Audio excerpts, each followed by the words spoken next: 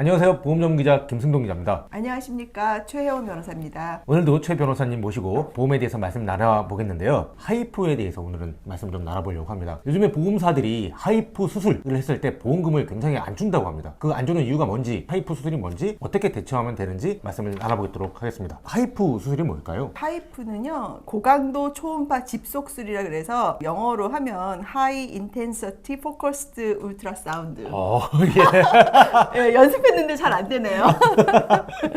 초음파로 열을 집중해가지고 작은 근종, 그거를 이제 없애는 수술입니다. 조그만 바늘로 작은 네. 근종 쪽을 가서 초음파를 내서 열을 발생시키는 이런 네. 수술인 거죠. 제가 알기로 하이프 수술도 신의료기술에 등록이 된 걸로 알고 있거든요. 네, 맞습니다. 그리고 보험약관상 신의료기술로 등재가 되면은 수술보험금을 지급해야 되는 걸로 알고 있거든요. 근데 왜 수술보험금을 지급 안 한다고 보험사들이 그러는 걸까요? 세 가지 이유가 있는 것 같은데요. 폐경기 여성은 자궁 근종이 더 이상 커지지 않는다. 네. 그렇기 때문에 뭐 수술할 필요가 없다. 그래서 폐경을 이유로 부지급하는 경우가 있고요. 그다음에는 크기가 2cm가 안 된다. 네. 이런 이유를 가지고 지금 부지급하는 걸로 알고 있습니다. 부지급하는 조건이 종양의 크기가 2cm 이하다. 폐경기 여성일 경우에 지급하지 않는다. 이런 조건들이 있는 거네요. 폐경기가 지나더라도 정말 근종이 계속 안 커지는 건가요? 멈춰 있는 건가요? 위험성이 없는 건가요? 폐경 여성은 더 이상 커지지는 않는다고들 이제 산부인과 의사 선생님들이 말씀을 하시는데요. 커지진 않아도 지금 가지고 있으면은 근종에 따른 고통은 있거든요. 네. 뭐 빈혈이 있다든지 허리가 아프다든지 아. 고통이 있다든지 그거는 그대로인 거죠. 그쵸. 근데 더 이상 커지지 않는다는 이유로 부지급을 하는데 저는 좀 이해가 안 됩니다. 아픈 거를 치료하기 위한 거는 보험금 지급 사유가 되잖아요. 두 가지 보험이 아마 해당이 될 텐데요. 수술보험금이나 실손보험금. 네. 이건 질병 코드가 있고 질병이거든요. 네. 의사가 질병으로 진단했다는 거는 몸에 이제 부작용이 있고 아프니까 질병인데 그쵸. 치료를 하는 가장 좋은 최신 의료 기술 중 하나인 하이프를 하는 거를 부지급하는 거죠. 보험사들이 부지급하는 이유는 뭘까요? 결정적으로 이제 손해율이 높아서인데요. 네. 제가 생각할 때는 이제 하이프가 1,000만 원 정도 비용이 나오는 걸 알고 있는데요. 1회 수술을 할 예, 때요? 병원마다 조금 가격은 다른데 이게 한 번에 끝나질 않습니다. 수차례를 해야 되는 거예요? 그러니까 어떤 사람은 한 번에 끝나는데 자궁 근종이라는 거는 이제 예컨대 뭐 근종이 7cm, 8cm 이런 분도 계시거든요. 네. 그런 분들은 하이프로 한 번에 이걸 다 없앨 수가 없고요. 여러 번은 없애야 되고 설사 없애도 또 생깁니다. 보험사 입장에서는 이제 하이프 한 번 주니까 두세 번은 기본이고 더 많이 지급을 하는 경우도 있기 때문에 아마 손해율이 높을 것 같습니다. 전통적인 수술을 하면 메스로 피부를 절개하고 환부를 도려내는 절단 네. 절개를 하는 그런 수술을 하면은 1회 수술 보험금만 지급하면 되는데 이거 같은 경우는 네. 반복적으로 수술을 해야 되니 보험사 입장에서는 1회 주면 될 걸 수차례 지급해야 되니 손해율이 높아졌을 것 같다. 그러니 보험사들은 보험금 지급을 안 하려고 하고 있다. 이렇게 추정하면 될까요? 네, 저는 이제 그렇게 생각을 하고 있고요. 보험사 입장에서는 일단 손해율 높아지는 거에 대해서는 어떤 식으로든 점검이 들어갈 거고 그쵸. 아마 이런 것도 있을 겁니다. 대부분에는 선량한 고객일 텐데 일부 뭐 브로커랑 연결돼서 병원과 브로커와 그걸 알고 수술에 응하는 환자가 있을 겁니다. 그래서 예. 그런 거를 발견을 하니까 이제 하이프 자체를 좀 심각하게 이 손해율도 높고 보험 사기와 연관된 게 아닌가 이렇게 시각이 있을 것 같습니다. 백내장 때문에 굉장히 논란이 예. 됐었던 브로코 생내장 수술을 한다고 하죠. 치료에 예. 필요성이 없는데 치료를 받고 수술보험금을 예. 받는 하이프도 그런 사례들이 종종 있나 보군요. 종종 있고 아마 여성의 한 반 정도는 자궁 근종이 있을 겁니다. 그렇게나 많아요? 예, 근데 이제 자궁 근종이 있다 그래서 다 수술할 필요가 있는 건 아니지만 하이프랄 정도의 자궁 근종이라면 아마 몸에 고통이 있을 겁니다. 뭐 허리가 아프다든지 빈혈이 심하다든지. 예전에는 이걸 복강경으로 했지 않습니까? 네. 근데 복강경은 진짜 말 그대로 칼이 들어가는 거고 전신 마취하고 뭐 3박 4일 이렇게 입원을 해야 되는데 하이프는 사실 하루 입원이면 되거든요. 입원을 하긴 해요. 예, 하루. 이것도 그러니까 6시간 이상 있어야 되는 걸 알고 있는데요. 비교적 부작용이 적고 몸에 칼이 직접 들어오진 않지 그쵸. 않습니까? 그러니까 이제 하이프를 선호를 하고요. 일부의 이런 하이프의 악용 사례가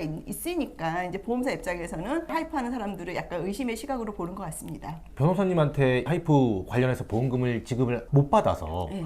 의뢰가 오는 사례들이 있다고 하는데 네, 있습니다. 의뢰를 하는 사람들이 거의 대부분 똑같은 걸로 의뢰를 한다고요? 예, 제가 그 부지급 통지서를 한 몇 개를 봤는데요. 저도 제 눈을 좀 좀 의심을 했는데 부지급 사유가 다 폐경입니다. 폐경이면 안 아픈 게 아닌데 약관에 따라서 직접 치료 목적이면 보험금을 지급해야 되잖아요. 네. 그럼 직접 치료 목적이 아닌 건가요? 그게 이제 해석이 보험사랑 고객이랑 다른 건데요. 보험사는 치료의 필요성이 없다. 네. 이렇게 보는 거고 고객은 치료의 필요성이 있는지 없는지를 본인이 선택하는 게 아니라 자기 주치의한테 찾아갔더니 자궁 근종이 있어서 이렇게 몸이 안 좋은 겁니다. 이제 뭐 하이프를 하십시오. 이제 그렇게 되면은 주치의를 믿고 하는 게 고객인데 그쵸. 분명히 써주거든요. 진단서에 네. 이러이러해서 하이프를 했다. 네. 이렇게 분명히 진단서에 나오거든요. 그 정도면 제가 볼 때는 치료의 필요성을 충분히 입증을 한 거로 보이는데 어쨌든 뭐 또 치료의 필요성이 없다는 거는 보험사의 시각이고요. 그래서 결국 그런 시각차 때문에 분쟁이 발생하는 것 같습니다. 최근에 판례들을 보거나 금융감독원의 분쟁조정위원회 얘기를 좀 들어보면은 주치의 한 명의 판단보다 의학회 이런 쪽의 의견을 굉장히 또 많이 듣더라고요. 근데 산부인과 의학회 쪽에서 최근에 폐경이 됐더라도 자궁근종 관련해서 치료를 반드시 받아야 된다 이런 의견을 내는 걸로 알고 있거든요. 저도 주변에 이제 자궁 근종이 계신 분이 많으니까 얘기 들어보면요, 폐경과 상관이 없습니다. 이게 문제가 없으려면 자궁 자체를 없애야지만 문제가 없는데 사실 그러기는 쉽지가 않잖아요. 그쵸? 그러면 폐경과 상관없이 근종이 있으니까요. 근종에 따른 부작용은 있고 빈혈이 많으세요. 근종이 있으면 빈혈이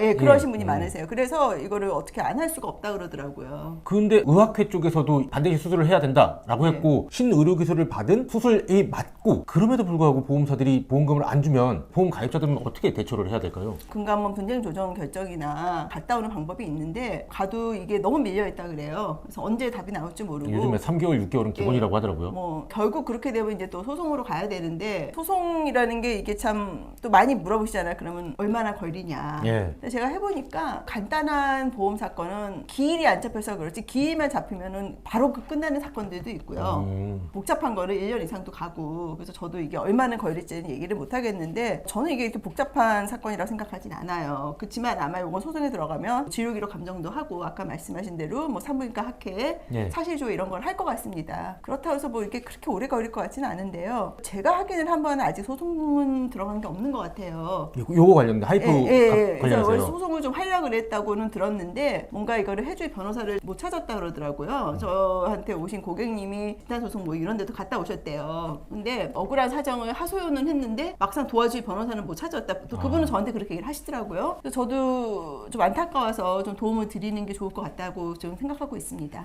그럼 아까 말씀드렸듯이 통상 폐경일 경우에 보험금을 지급하지 않는다 이런 게 경우가 되게 많다고요. 네. 그럼 폐경에서 이 하이프 수술을 받고 보험금을 못 받으신 분들이 정말 집단 소송을 하기 위해서 연락을 드리면 변호사님이 해결해 줄 수 있는 그런 문제가 되지 않을까요? 몇 명만 모이시면 제가 도와드릴 수 있을 것 같습니다. 그 몇 명이 어느 정도일까요?